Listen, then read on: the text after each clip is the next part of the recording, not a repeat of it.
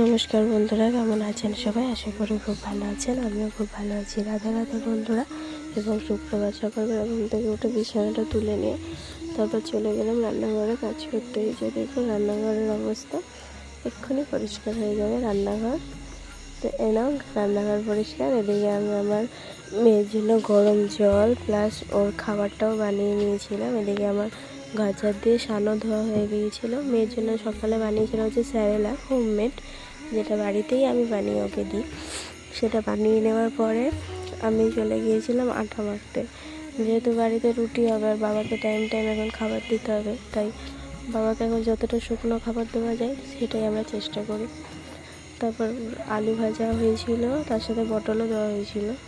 আলু পটল ভাজা দিয়ে রুটিটা খেয়ে নিয়ে তারপরে বিকেলও না, ঠিক দুপুরের দিকে মরশুমটা একটু চেঞ্জ হয়ে গিয়েছিল, দেখতে তো অসাধারণ লাগছিল।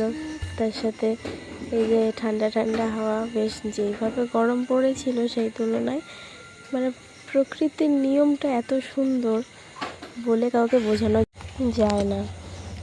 তারপর প্রকৃতির দেখে নিলাম, তারপর একটুখানি হাওয়াও খেয়ে নিলাম, যেহেতু যেই পরিমাণে গরম পড়েছিল ভালো লাগছিল না। তারপরে সন্ধ্যাবেলা মেয়ের খাবার বানিয়ে নিলাম হচ্ছে গাজর মিষ্টি আলু দিয়ে সুজি দিয়ে। তো সবাই ভালো থাকবে, সুস্থ থাকবে।